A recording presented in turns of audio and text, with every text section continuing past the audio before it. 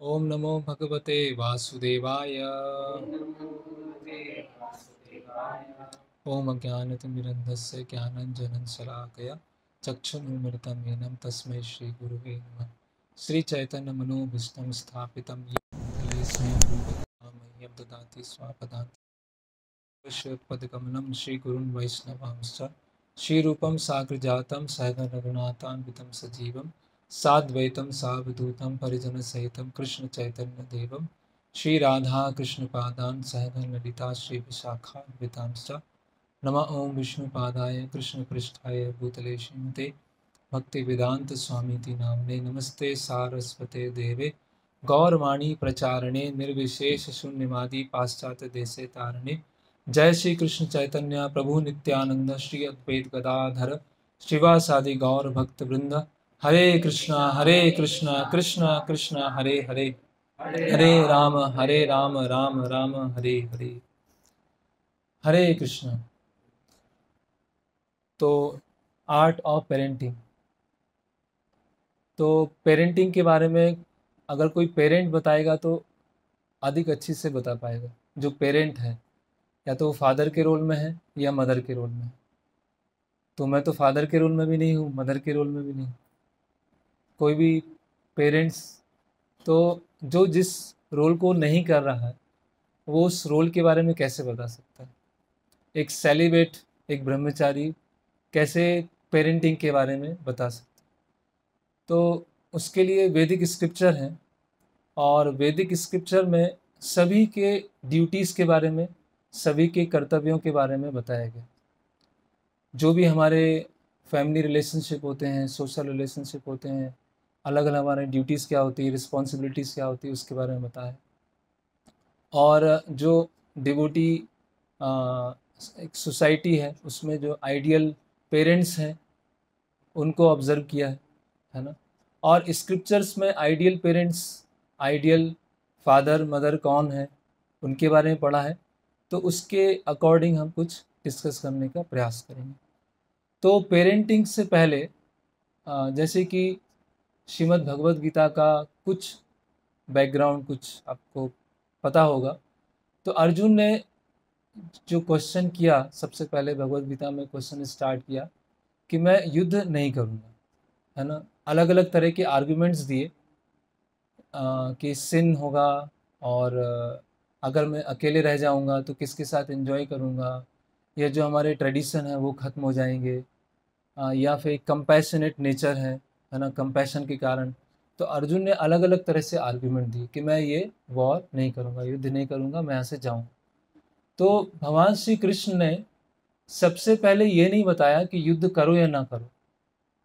सबसे पहले भगवान ने बताया कि तुम हो कौन, पहले वो जानो। अगर हम ये जानेंगे नहीं कि हम हैं कौन तो हमको पता नहीं चलेगा कि हमारे कर्तव्य क्या हैं। और जब हमको पता नहीं चलेगा कि हमारे कर्तव्य क्या हैं तो हमारे जो अलग अलग रोल हैं, फादर मदर सन फैमिली मैन, उसके जो अलग अलग रोल हैं वो पता नहीं चलेंगे। तो सबसे पहले बेसिक पता होना चाहिए कि मैं कौन, हु एम आई। तो जब हम पता चलेगा कि हम कौन हैं तो हमारे कर्तव्य क्या है, और उन कर्तव्यों में एक कर्तव्य आता है पेरेंटिंग। तो फिर हम समझ पाएंगे। अगर हम डायरेक्ट पेरेंटिंग टॉपिक पर आएंगे ये समझे में ना कि हम कौन हैं और हमारे ड्यूटीज़ क्या हैं, तो वो कैसा हो जाएगा, एक सुपरफिशियल डिस्कशन हो जाएगा। बहुत सारे मोटिवेशनल स्पीकर होते हैं, बहुत सारे लाइफ कोच होते हैं जो पेरेंटिंग के बारे में ऐसे अलग अलग टॉपिक्स के बारे में बताते हैं। तो अलग अलग प्रोफेशनल्स हैं, लाइफ कोच हैं, वो लव, पीस, कंपैशन, पेरेंटिंग, अलग अलग टॉपिक्स के बारे में बताते हैं। जब तक वो बेसिक अंडरस्टैंडिंग नहीं होगी कि मैं कौन हूँ, who am I, what are my duties, मेरे कर्तव्य क्या हैं, तब हम समझ पाएंगे कि पेरेंटिंग क्या है। तो सबसे पहले भगवद गीता का जो ABCD है से स्टार्ट करते हैं। तो ये जो भी टीचिंग्स हैं वो मेरी बनाई हुई नहीं है या केवल इस्कॉन की नहीं है, ये भगवद गीता की टीचिंग्स हैं। और भगवद गीता जो इटर्नल, उसकी जो शिक्षाएं हैं, इटर्नल ट्रूथ है, उसका बेस्ड है। क्योंकि नॉलेज चेंज होती रहती है, टीचिंग्स चेंज होती रहती है, लेकिन जो स्क्रिप्चर्स में दिया है वो हमेशा परफेक्ट रहता है। तो स्क्रिप्चर्स में बताया गया है, वांसांसि जीर्णानि यथा विहाय नवानि गृह्णाति नरोपणानि तथा शरीरानि विहाय जीर्णानि अन्यानि संयाति नवानि देहि। तो और और उसका थोड़ा पेरेंटिंग से पहले जैसे ये जो टॉपिक है बहुत वास्ट है। सपोज केमिस्ट्री क्लास है या फिजियोथेरेपी की क्लास है, तो एक क्लास में 45 मिनट में हम बहुत कुछ नहीं समझ पाएंगे। थोड़ा सा एक ग्लिम्स पता चलेगा कि हाँ ये ऐसा कुछ होता है। अगर अब हार्ट सर्जरी करना है, हार्ट सर्जन बनना है, और उसमें 45 मिनट का क्रैश कोर्स होगा कि 45 मिनट का क्रैश कोर्स के बाद आप हार्ट सर्जरी करने के लिए क्वालिफाई हो जाएंगे, तो वो हार्ट सर्जरी कोई कराएगा नहीं उससे। क्रैश कोर्स अटेंड करने के बाद कोई उससे सर्जरी नहीं कराने वाला, है ना। उसके लिए एक्सपीरियंस चाहिए, उसके लिए स्टडी चाहिए। तो इसीलिए ऐसा नहीं है कि 45 मिनट में हम पेरेंटिंग के बारे में सब कुछ बता पाएंगे। जस्ट एक आइडिया देने के लिए कि हमारे स्क्रिप्चर्स में क्या क्या दिया हुआ। तो हु एम आई, मैं हूँ कौन। तो भगवान भगवत गीता में बताते हैं, ये हमारा जो बॉडी है, बॉडी में जो सेल्स हैं, है ना, अलग अलग सेल्स हैं। स्किन सेल है, ब्लड सेल है, कॉर्टिकल सेल्स है, बोन सेल्स है। मैक्सिमम इनकी जो एज होती है वो 7 ईयर्स होती है। 7 ईयर में हमारा बॉडी की सारी सेल्स चेंज हो जाती है। तो 7 ईयर के अंदर हमारा पूरा जो बॉडी है वो चेंज हो जाता है। इवन हमारी जो ब्रेन की सेल्स होती है, ब्रेन कॉर्टिकल सेल्स होती है, वो 7 ईयर्स में चेंज हो जाती है। बोन्स की जो सेल्स होती है वो भी 7 ईयर में चेंज हो जाती है। आरबीसी होती है 120 डेज में हो जाती है। स्किन सेल्स 2 से 3 दिन रहती है। तो सब कहते हैं कि जो हम जो ब्रेन है, ब्रेन में इंफॉर्मेशन होती है ना, लेकिन पूरा ब्रेन ही चेंज हो गया 7 साल के अंदर। लेकिन हमारी जो पर्सनैलिटी है वो चेंज नहीं होती। जो हमारी पर्सनैलिटी है या जो हमारी आइडेंटिटी है वो चेंज नहीं होती। तो बॉडी में सारी सेल्स चेंज हो गई हैं, सारे केमिकल्स चेंज हो गए हैं, सब कुछ चेंज हो गया है, लेकिन हमें जो हमारी पर्सनैलिटी है वो चेंज नहीं हुई। तो उसके लिए भगवान बताते हैं कि हमारी जो, ये देख सकते हैं, ये 5 एलिमेंट्स होते हैं, अर्थ, वाटर, फायर, एयर, ईथर, पंच महाभूत, पृथ्वी, जल, अग्नि, वायु, आकाश, है ना। और फिर होती है सटल बॉडी, माइंड, इंटेलिजेंस और ईगो। तो जिस तरह से बॉडी है, बॉडी के ऊपर शर्ट पहनी है और शर्ट के ऊपर स्वेटर पहना है ना, तो एक कवरिंग है स्वेटर और उसके नीचे कवरिंग है शर्ट। तो उसी तरह से हम हैं सोल, आत्मा, और सोल के ऊपर कवरिंग है माइंड और जो सटल बॉडी है और ग्रॉस बॉडी। तो ग्रॉस बॉडी के एक कर्तव्य होते हैं, सटल बॉडी की एक ड्यूटीज़ होती हैं और सोल की एक ड्यूटीज़ होती है। तो हमारे जो सोसाइटी है उसमें सामान्यतः किसके बारे में बताया जाता है, बॉडीली ड्यूटीज़ के बारे में बहुत एम्फेसाइज किया जाता है। लेकिन जो स्पिरिचुअल ड्यूटीज़ हैं, जो सोल प्लेटफॉर्म पे ड्यूटीज़ हैं, उसको नेगलेक्ट किया जाता है। तो इसीलिए कोई भी हम टॉपिक लेंगे उसमें इंक्लूडिंग पेरेंटिंग, अगर केवल हम बॉडीली लेवल पर उसको डिस्कस करेंगे तो कंप्लीट नहीं हो पाए, है ना। तो अभी 2 तरह की ड्यूटीज़ हैं, एक है मटेरियल ड्यूटीज़, एक है स्पिरिचुअल ड्यूटीज़। जिसको बोल, ड्यूटीज़ का एक वर्ड है धर्म। 2 तरह के धर्म हैं, एक बॉडी से रिलेटेड धर्म है और एक सोल से रिलेटेड धर्म है। तो जो बॉडी से रिलेटेड धर्म है उसको, वो है मटेरियल ड्यूटीज़ और स्पिरिचुअल ड्यूटीज़। अभी पेरेंटिंग कहाँ आती, मटेरियल की हमारी पेरेंटिंग हमारी मटेरियल ड्यूटीज़ हैं या स्पिरिचुअल ड्यूटीज़, वो थोड़ा सा हमें डिफाइन करना। तो एक्चुअली ये मटेरियल ड्यूटीज़ और स्पिरिचुअल ड्यूटीज़ अलग अलग नहीं। बॉडी से रिलेटेड ड्यूटीज़ हैं, जैसे कि एक फैमिली है, फैमिली में एक यूनिट है, पेरेंट्स हैं, बच्चे हैं। एक सोसाइटी है, सोसाइटी में अलग अलग लोग हैं जिससे हमारा मिलना होता है ना। एक स्टेट है, एक नेशन है, हमारी अलग अलग रिस्पॉन्सिबिलिटीज़ होती है। ये सारी रिस्पॉन्सिबिलिटीज़ होती हैं बॉडी से रिलेटेड। और ये सारी ड्यूटीज़ क्यों हैं, जिससे हम स्पिरिचुअल एडवांसमेंट कर सकें। ये सारी बॉडीली ड्यूटीज़ क्यों बनाई गई हैं, इसीलिए बनाई गई जिससे हम स्पिरिचुअल एडवांसमेंट कर सकें। जैसे कि कोई एग्जाम्पल समझने, कोई कॉलेज जा रहा है, यूनिवर्सिटी में पढ़ने जा रहा है, तो केवल पढ़ना, उसको डिग्री लेना ही उसका एम नहीं है।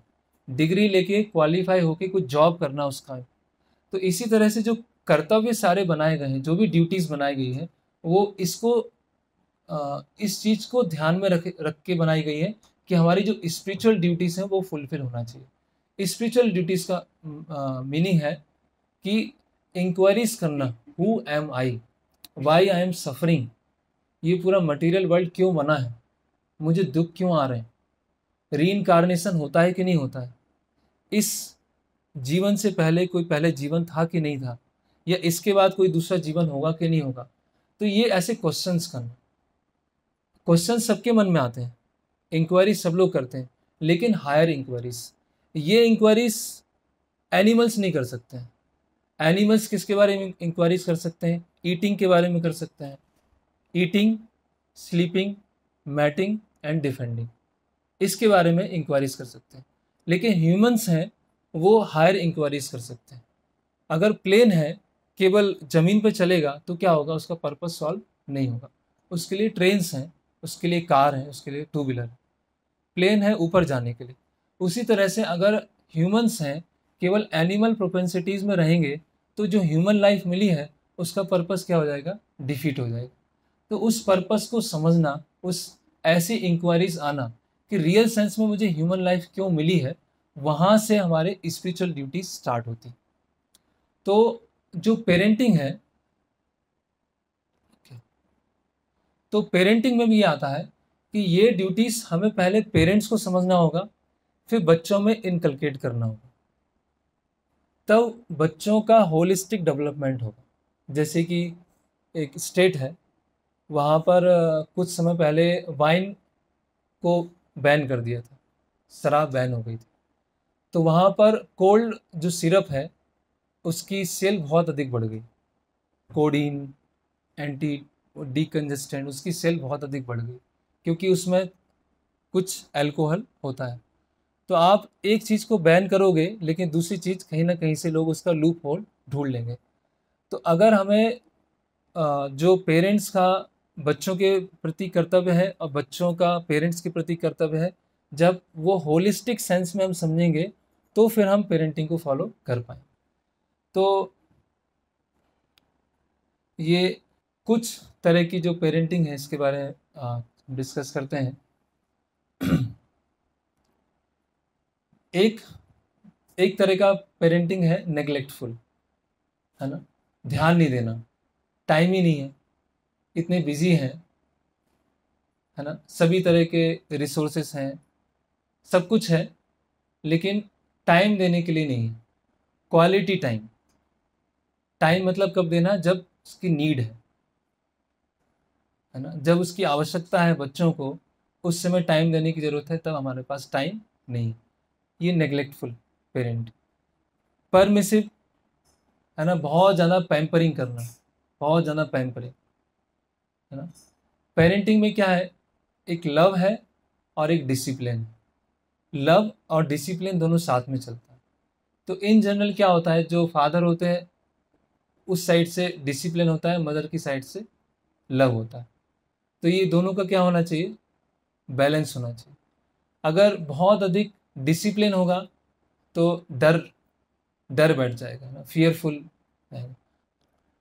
फिर है बहुत ज़्यादा पैम्परिंग करना, जो भी ज़रूरत है वो बच्चों को मिल जाए, है ना।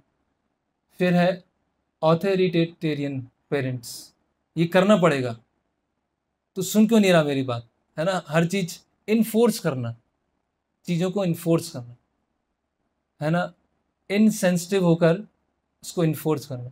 और ऑथोरिटेटिव पेरेंट्स, ये एक तरह की पेरेंटिंग है जिसमें बच्चे को उसकी गलतियों को भी पॉइंट आउट किया जाता है और इनकरेज भी किया जाता है ना।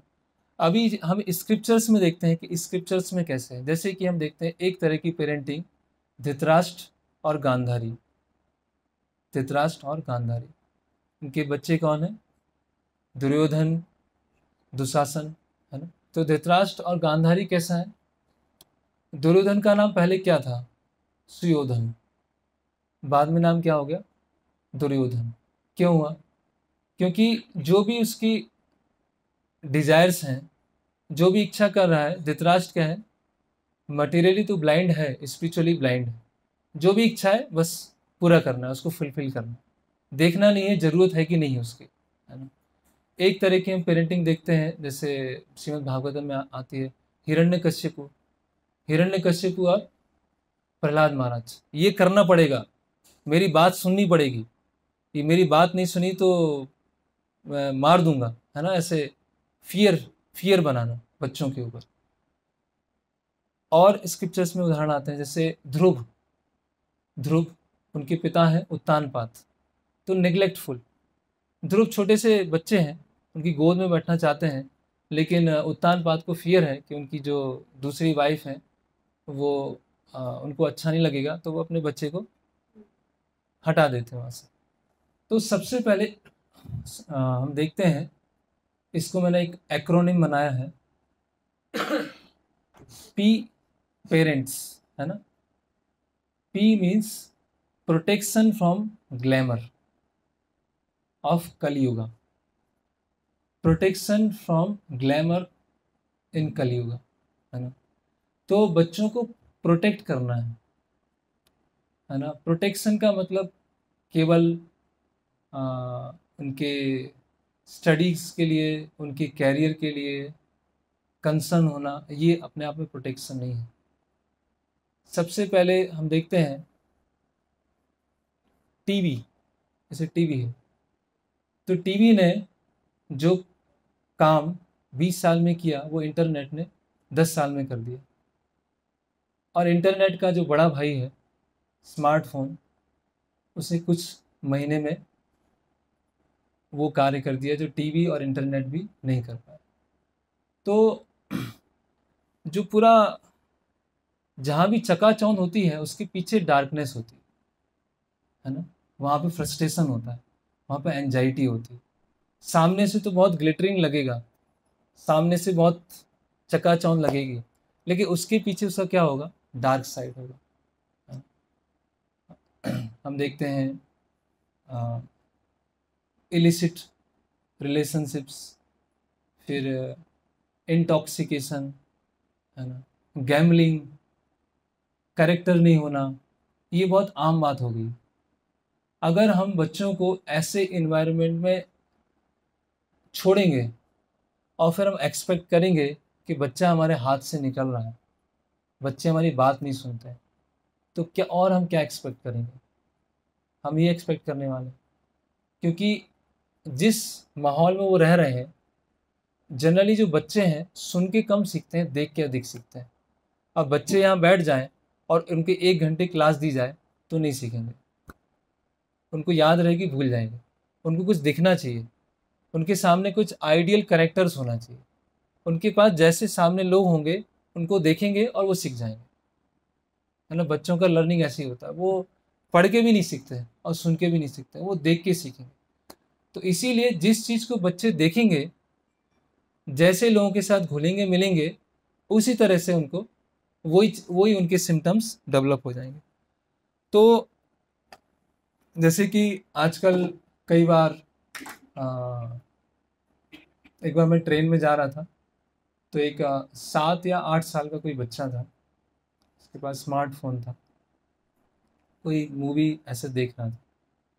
तो मूवी में उसकी वॉल्यूम तेज़ थी और मूवी में कुछ ऐसे सॉन्ग्स या कुछ ऐसे सीन आ रहा था, और बच्चा हंस रहा था। बच्चा इस तरह से हंस रहा था जैसे कि कोई एक एडल्ट जो 20, 22, 25 साल का कोई एडल्ट है, जब वो उस गाने को सुनेगा, उस सीन को देखेगा, तब वो हंसेगा उस तरह से। वो एक 7 या 8 साल का बच्चा है। तो अभी बच्चों के पास में, बच्चों को हमें रियल सेंस में इससे हमें उनको प्रोटेक्ट करना है।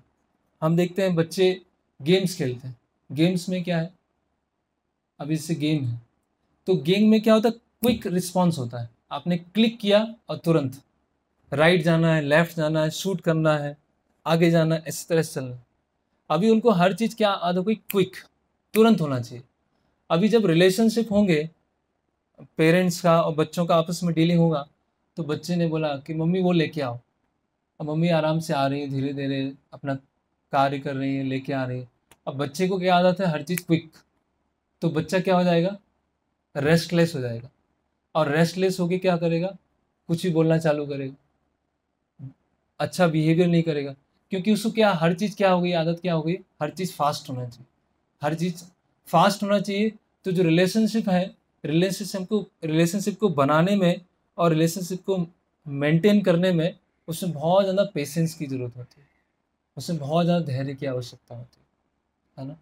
तो अगर ये, यस, हम ऐसा आउटराइटली नहीं बोल रहे हैं कि टेक्नोलॉजी गलत है, टेक्नोलॉजी का प्रॉपर यूज है, लेकिन टेक्नोलॉजी का मिसयूज अधिक हो रहा है, खासकर बच्चों के हाथ, है ना। बच्चे उनकी सेकंड मदर हो गई है, सेकंड मदर है स्मार्टफोन, है ना। बच्चे अगर कुछ खाते नहीं हैं तो पहले माँ कुछ कुछ करती थी, कुछ ट्रिक्स करती थी, है ना, कुछ सुनाएंगी, कुछ प्लेट साथ में लेके आएंगी, कुछ गोद में उसे रखेंगी, आधे घंटे तक पूरा ड्रामा चलेगा घर में, उसके बाद खाएगा तो सब खुश होते थे, हाँ कितना, चलो चलो बच्चे ने खा लिया, है ना। अब क्या है, टाइम नहीं है, फ़ोन दिया, बच्चा देख रहा, खा रहा है तो उसकी सेकेंड मदर क्या है, उसका स्मार्टफोन हो गया, है ना। तो उसकी वजह से क्या है कि वो बचपन से ही, अभी इस पेरेंटिंग में अलग अलग तरह की कैटेगरीज हो सकती हैं, बहुत छोटे बच्चे भी हो सकते हैं, 2-3 साल के बच्चे हो सकते हैं, 8-10 साल के बच्चे हो सकते हैं। तो क्योंकि वास्ट टॉपिक है तो इन जनरल केवल डिस्कशन ही हम कर सकते हैं और जितना वो टेक्नोलॉजी यूज करता है उतना अधिक क्या होता है, वो उसकी सेंसिटिविटी कम हो जाती है, सेंसिबल तरीके से डीलिंग करना, किसी की रिस्पेक्ट करना, वो सब चीज़ें धीरे धीरे चली जाती है। जो अच्छे गुण होते हैं, जो सद्गुण होते हैं, वो धीरे धीरे चले जाते हैं, है ना। तो टेक्नोलॉजी है, क्योंकि लोग ऐसी चीज़ों से डील करते हैं, जैसे मैटर से डील कर रहे हैं, अभी लैपटॉप है उससे डील कर रहे हैं, प्रोजेक्टर से डील कर रहे हैं, मतलब सब टेक्नोलॉजी से डील कर रहे हैं, और उन लोगों से डील करना सीखे ही नहीं। बचपन से लेकर जो थोड़ा बहुत बड़े हुए हैं, तो अधिकतर चीज़ किससे डील किया है, टेक्नोलॉजी से डील किया। लोगों से कैसे डील किया जाता है, लोगों के साथ कैसे आदर किया जाता है, कैसे कंसिडरेट होना चाहिए, वो सब सीखा नहीं है। तो बच्चे कैसे हो जाते हैं, ऐसे अपनी दुनिया में हो जाते हैं। कई बार ऐसा होता है, कई बार मैंने देखा है, ऐसे कभी जाते हैं कहीं पर, तो पेरेंट्स बोलते हैं चलो चलो बच्चों चलो, मंदिर से आए हैं, तो वो आते हैं, थोड़ी देर बैठते हैं, चले जाते हैं और फ़ोन लेके, क्योंकि उन्होंने वो चीज़ सीखी नहीं है ना, क्योंकि वो अपने गैजेट्स के साथ ही रहे, गैजेट्स ही उनके फ्रेंड हो गए। तो इनसे हम कम से कम प्रोटेक्ट करके रखें, है ना। अभी सब कुछ ऑनलाइन हो गया है, उसकी नीड आ गई है, जो पहले लग्जरी था अभी वो नीड हो गया, है ना। तो जितना पॉसिबल हो इन सब चीज़ों से हम उनको प्रोटेक्ट करके रखें, है ना। फिर दूसरा है कि association of saintly peoples, saintly devotees, है ना। जैसा हमारा एसोसिएशन होता है वैसे हम बन जाते हैं, है ना। आइंस्टीन, अल्बर्ट आइंस्टीन उसका ड्राइवर था। तो आइंस्टीन बहुत जगह लेक्चर देने जाते थे अपने, थ्योरी ऑफ रिलेटिविटी, बहुत सारे उन्होंने लेक्चर्स दिए, तो उनका ड्राइवर भी साथ में जाता था। तो ड्राइवर भी बहुत सारे सेमिनार अटेंड कर लिए। तो आइंस्टीन एक दिन बहुत थके हुए थे, बोले अभी वहाँ पे जाना है, क्या करूँ, कुछ समझ में नहीं आ रहा, लेट हो रहा है, क्या करें। तो ड्राइवर ने कहा मैं ही दे देता हूँ, और क्या है, इतने तो सुन लिए मैंने। तो आइंस्टीन ने कहा ठीक है। तो दोनों ने अपनी ड्रेस एक्सचेंज कर लिया, ड्राइवर ने आइंस्टीन की ड्रेस पहन ली और आइंस्टीन ने ड्राइवर की ड्रेस पहन, और दोनों पहुँच गए। तो ड्राइवर अपना लेक्चर दे रहा है रिलेटिविटी के ऊपर, लेक्चर हो गया, और किसी ने क्वेश्चन पूछा कि ऐसा ऐसा ऐसा ये क्यों है। तो जो ड्राइवर था वो, इतना इजी क्वेश्चन, इतना आसान, वो तुम्हारा ड्राइवर जो पीछे बैठा है वो बता दे। तो अभी वो ड्राइवर भी है, एसोसिएशन में रहकर, रहते वो भी रिलेटिविटी थ्योरी समझ गया। तो जिस तरह से हमारा संग होता है उसी तरह से हम बन जाते हैं तो इसीलिए बच्चों को, है ना, ऐसे सेंटली लोगों का संग कराना, है ना, और इस तरह से संस्कार देना, है ना। आजकल जैसे डोमिनेटिंग होना, क्रूअल होना उसको अच्छा समझा जाता है, हम्बल होना, सिंपल होना उसको थोड़ा सा बैकवर्ड समझते हैं, कि सोसाइटी क्या है, बहुत श्रूड कनिंग लोग हैं, तो हमें भी क्या बनना पड़ेगा, बहुत कनिंग, है ना, चालाक होना चाहिए। चालाकी को स्मार्टनेस समझते हैं, चालाक होना चाहिए, कनिंग होना चाहिए, है ना। ये ऐसी क्वालिटी डेवलप होंगी तो हाँ ये, है ना। आजकल के बच्चे बहुत स्मार्ट होते हैं। पहले के लोग कैसे होते थे? पहले के लोग तो ऐसे ही गंवार होते थे। आजकल के बच्चे तो बहुत स्मार्ट, कितनी सब चीज़ें उनको बचपन से ही बहुत सारी चीज़ें। स्मार्ट नहीं है वो, अनफॉर्चुनेट है, वो स्मार्ट नहीं कहलाएंगे। क्योंकि जिसके अंदर अच्छी क्वालिटीज़ होती हैं वही रियल सेंस में स्मार्टनेस। क्या है रियल सेंस में स्मार्टनेस? जो बैड क्वालिटीज़ को दिखाना वो स्मार्टनेस नहीं है। अच्छी डिवाइन क्वालिटीज़ को डेवलप करना। और डिवाइन क्वालिटीज़ कब डेवलप होंगी? भागवत में बताया गया, यस्यास्ति भक्ति भगवती अकिंचना सर्वै गुण तत्व समासते सूरा हरौ अभक्तस्य कुतो महत्गुणान मनोरथे नास्ति धावतो भई। जब सुप्रीम गुड जो है कृष्ण है ना, Krishna supreme personality of God, उनसे हम जब जुड़ेंगे और डिवोटी से जुड़ेंगे तो उससे उसके थ्रू हमारे अंदर अच्छी क्वालिटीज डेवलप होंगी। तो जो पेरेंट्स हैं उनको टाइम टू टाइम, है ना, ऐसे सत्संग करना और ऐसे पढ़ना, स्टोरीज जानना, तो इससे क्या होगा, बच्चों के रोल मॉडल्स बनेंगे, बचपन से ही रोल मॉडल बनेंगे। जैसे कि शिला प्रभुपाद इस्कॉन के फाउंडर आचार्य हैं, जब वो बच्चे बालक थे तो उन्होंने अपने उनके स्कूल में एक ड्रामा हुआ था राजा हरिश्चंद्र के ऊपर। तो उन्होंने देखा कि राजा हरिश्चंद्र, ट्रूथफुलनेस कितना ज़रूरी है, तो वो वहाँ से सीखे। क्योंकि बच्चे क्या होते हैं, ब्लैंक स्लेट है, ब्लैंक स्लेट, कोई इतना कंटेमिनेशन नहीं है उनके अंदर, इतना गंदगी नहीं भरी हुई। जो आप लिखेंगे, जहाँ वो आप एक्सपोज करेंगे, वही वही बच्चे वैसे ही बन जाएंगे, है ना। तो बच्चे अगर बिगड़ रहे हैं, बच्चे सुन नहीं रहे हैं, तो उसका कारण बच्चे नहीं है, उसका कारण हम भी हो सकते हैं। और अधिकतर केस में हम ही होते हैं, पेरेंट्स ही होते हैं। तो इसीलिए और बच्चों के साथ जैसे माता जी, हाँ माता जी, हाँ यस, बता रहे थे, तो समय, है ना, उनके साथ पेरेंट्स, जैसे हम देखते हैं कि जैसे बिजनेस, हम देखते हैं बिजनेस क्लास जो पहले थे, तो बच्चे 8-10 साल के होते थे तो फादर के साथ जाने लगते थे, 12-13 साल के होते थे तो बिजनेस सीख जाते थे, है ना। पिताजी साइड में बैठे होते थे, बच्चा बैठा हुआ है, कोई शॉप पे आया, है ना, फैक्ट्री में आया, तो आधा काम तो बच्चा ही देख लेता था। आजकल 12th करना है, फिर ग्रेजुएशन करना है, फिर MBA करना है, उसके बाद वो बिजनेस सीख पाता है। वो बच्चा पहले ही बिजनेस सीख जाता था, है ना। तो ऐसे बहुत सारी जो स्किल्स हैं, माता पिता के साथ रहते ही लोग सीख जाते थे, बहुत सारी स्किल माता पिता के साथ। लेकिन आज क्या हो गया है कि वो पेरेंट्स के पास टाइम नहीं है। जैसे एक बच्चा था, ये कहीं किसी सीट, एक न्यूज़पेपर में आया था, तो एक बच्चे ने अपने पिता से पूछा कि पिताजी आप मंथ में कितना कितना कमा लेते हैं? तो उन्होंने बताया कि कुछ इतने, कुछ लैक्स इतना मैं कमा लेता हूँ। बोले एक दिन में कितना कमाते हैं? बोले इतना कमाता हूँ। बोले एक घंटे में कितना कमाते हैं? बोले कुछ ऐसी, एक घंटे में कुछ 4-5 थाउजेंड।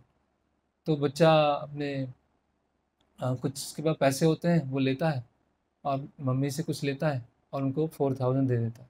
मतलब पिताजी मुझे आपका 1 घंटा चाहिए, 1 घंटे बैठ के थोड़ा आपसे बात करना, है ना। तो इतनी ज़्यादा भाग दौड़ का जीवन हो गया है, तो उसकी वजह से क्या हो गया है कि बच्चों पे टाइम देना कम हो गया, है ना। तो एसोसिएशन बहुत बहुत इम्पोर्टेंट है, बच्चों को टाइम देना बहुत इम्पोर्टेंट। फिर तीसरा, बच्चों को सिखाना रिस्पेक्ट एल्डर्स, बड़ों का रिस्पेक्ट करना। तो अगर पेरेंट्स अपने पेरेंट्स का रिस्पेक्ट नहीं करेंगे तो बच्चे आगे चल के हमारा रिस्पेक्ट नहीं करेंगे।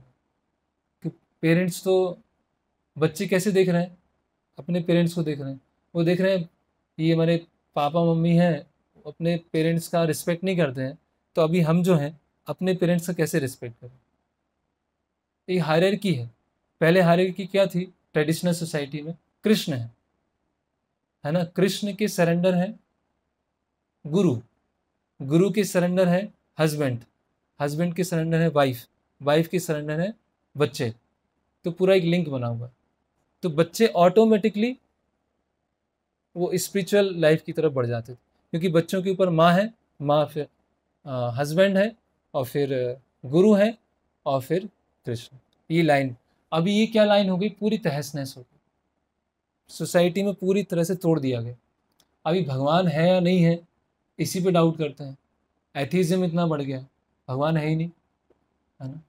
फिर अगर किसी ने भगवान को एक्सेप्ट कर लिया तो ऐसे गुरु हैं आजकल, स्पिरिचुअल लाइफ के नाम पे बहुत सारी चीज़ें सिखाते हैं, है ना। ऐसे बहुत सारे स्कैंडल्स हो जाते हैं, तो लोगों को फिर जो गुरु होते हैं, स्पिरिचुअल सेंटली पीपल हैं, उनके ऊपर विश्वास चला जाता है, अरे ये सब ऐसे ही बेकार है, सब ने अपनी दुकान खोल के रखी है और कुछ नहीं, है ना। तो गुरु वाली लिंक टूट गई।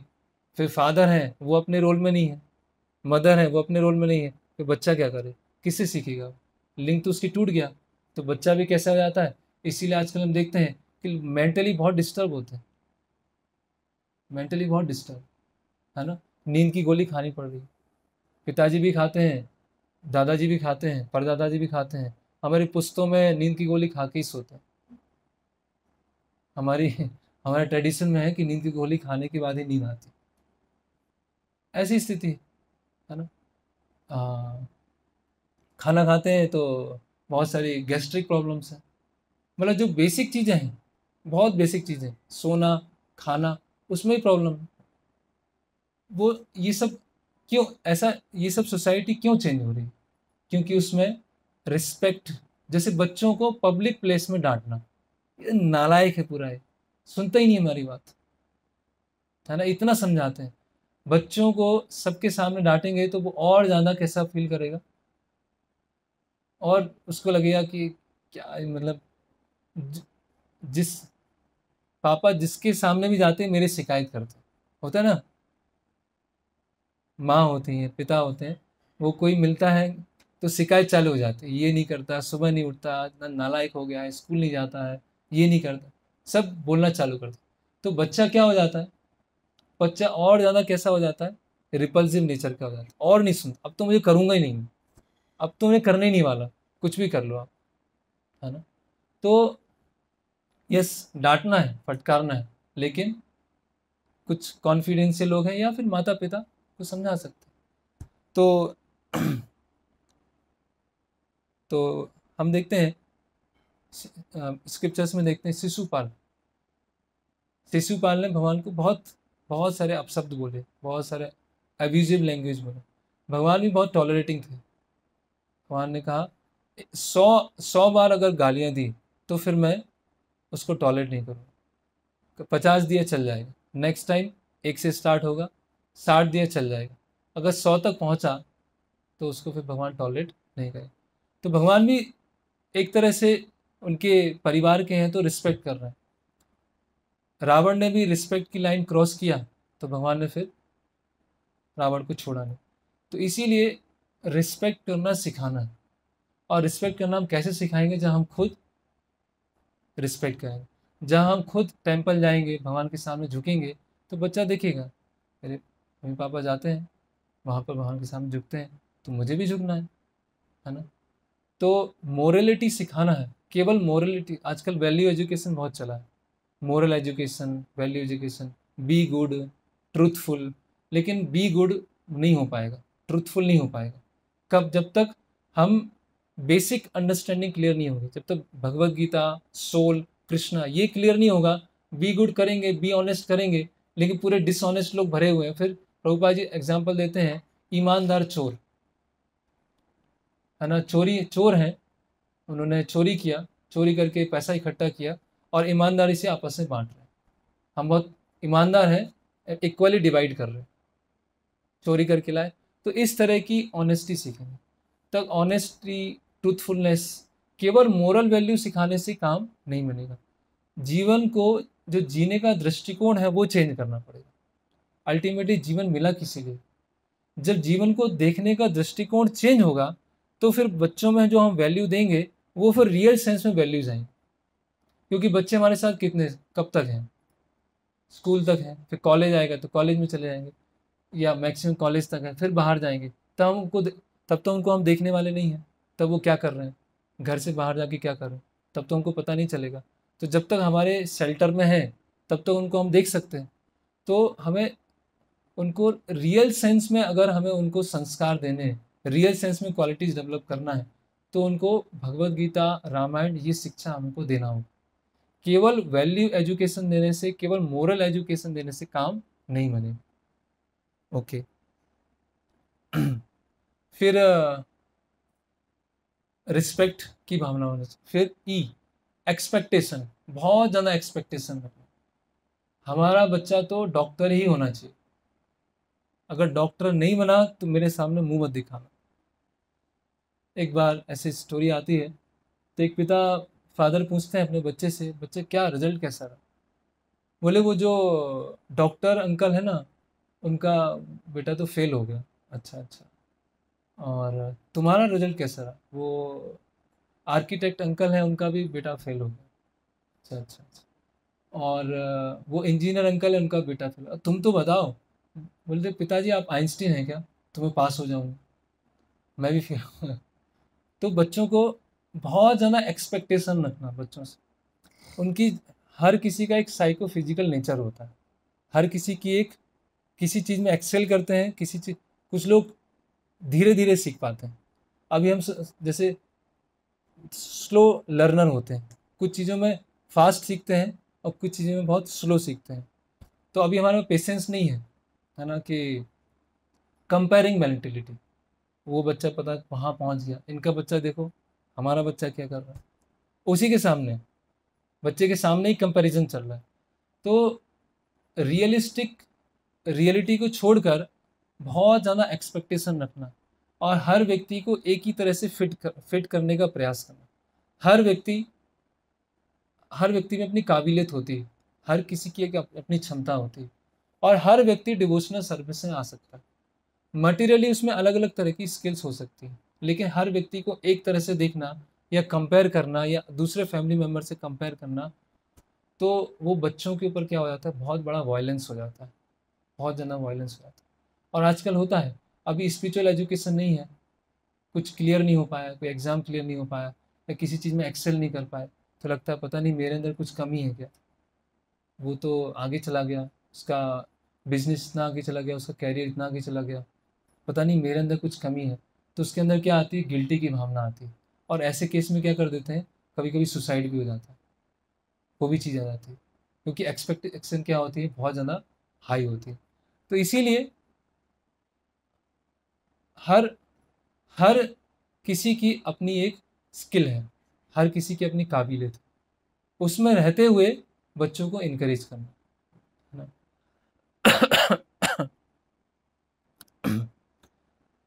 ओके, फिर टाइम कम है तो हम पास लेते। फिर बच्चों को स्टोरीज सुनाना, छोटे बच्चे हैं, स्टोरीज सुनाना। स्टोरी कहाँ से सुनाना?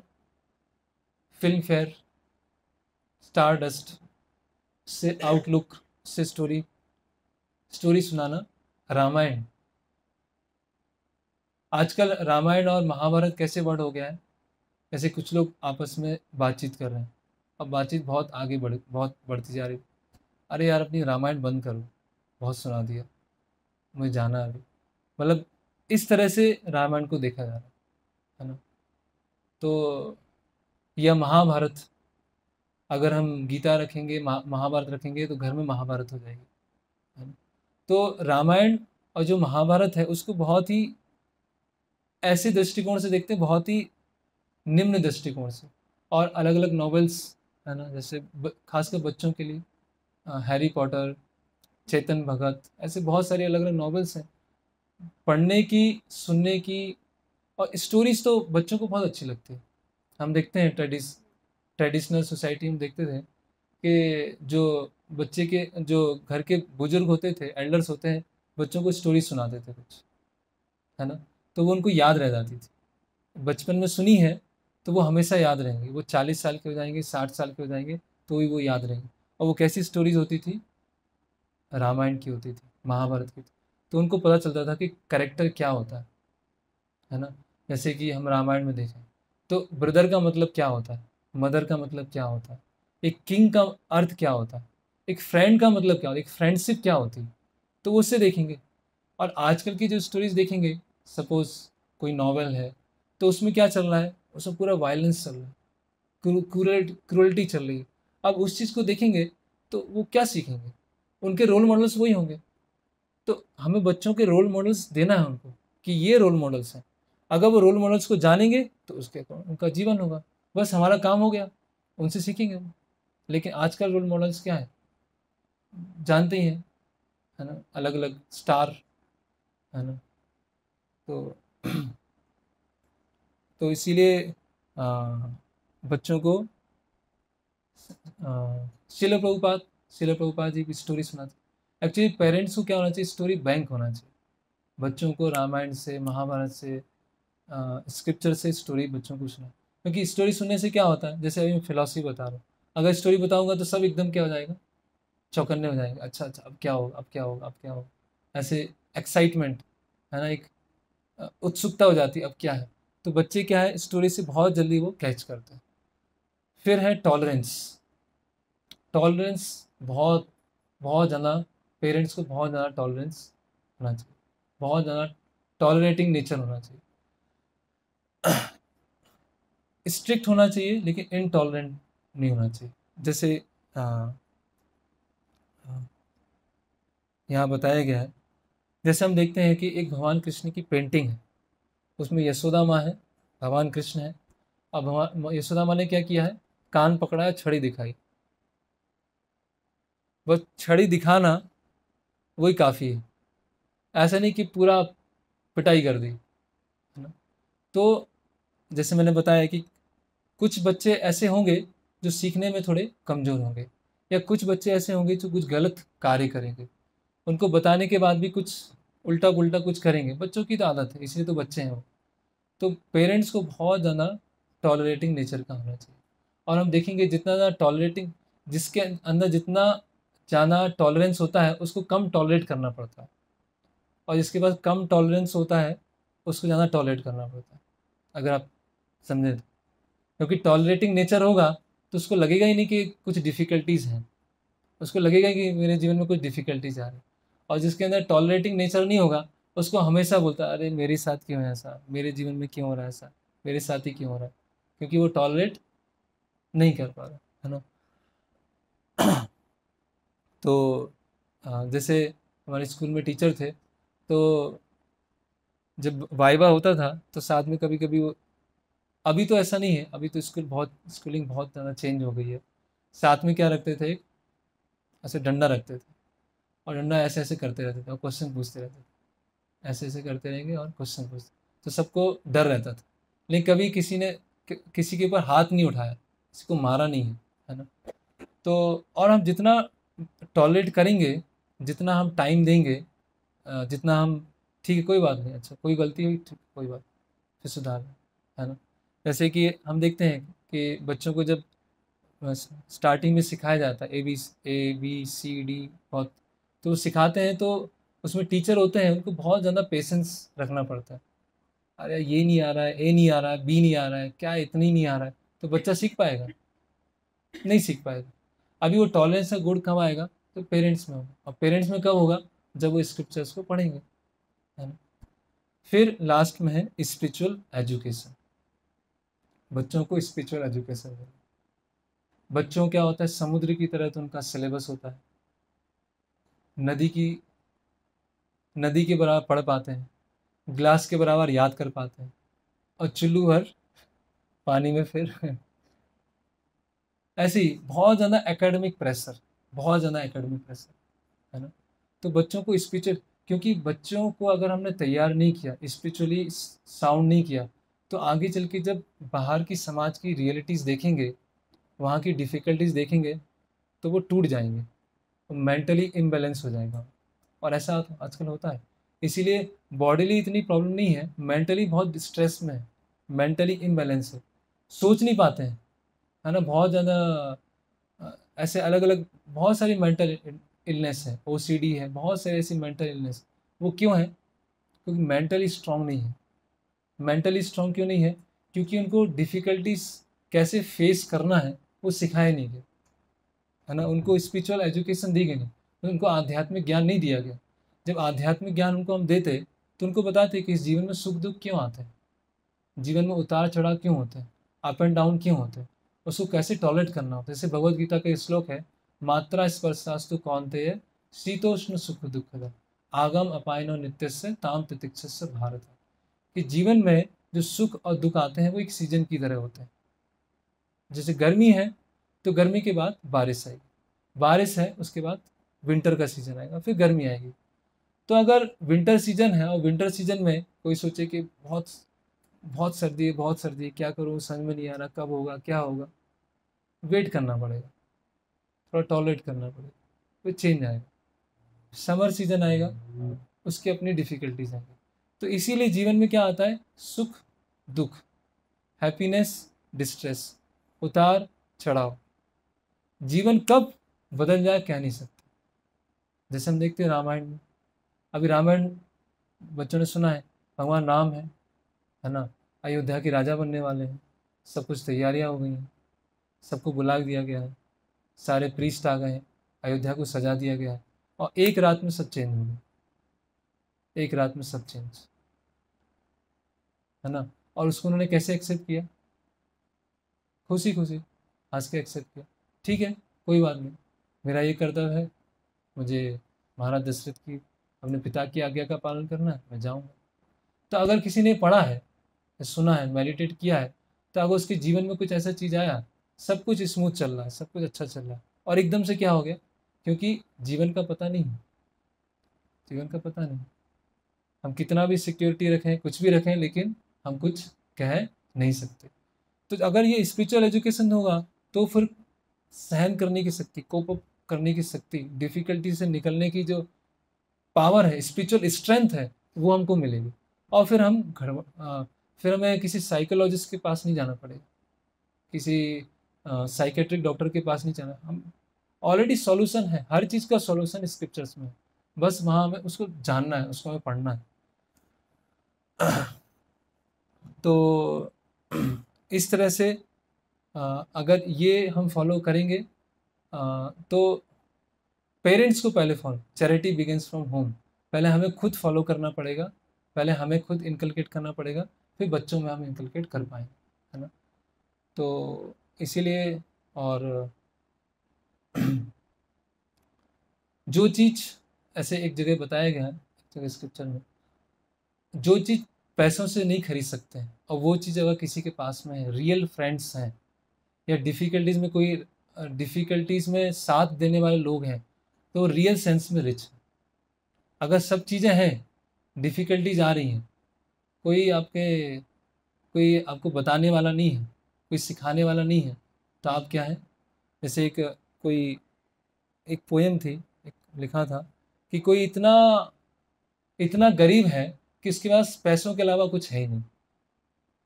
एक व्यक्ति इतना गरीब है कि उसके पास पैसों के अलावा कुछ नहीं, ना उसके पास फ्रेंड्स हैं, ना कोई कंपेनियन है, ना उसका सुख दुख का साथी है, बस बस यही। तो वो ये सब चीज़ें हम इस चीज़ को डेवलप करेंगे, और फिर हम अपने बच्चों को बताएंगे, तो फिर क्योंकि बच्चे भी आगे चल के पेरेंट्स बनने वाले हैं, बच्चे को ट्रेडिशन है ना, वो ट्रेडिशन चलता है, तो वो भी आगे चल के कोई रोल निभाएंगे, तो हमें उनको सिखाना हो। तो ये शॉर्ट में था, टाइम कम है। हरे कृष्णा।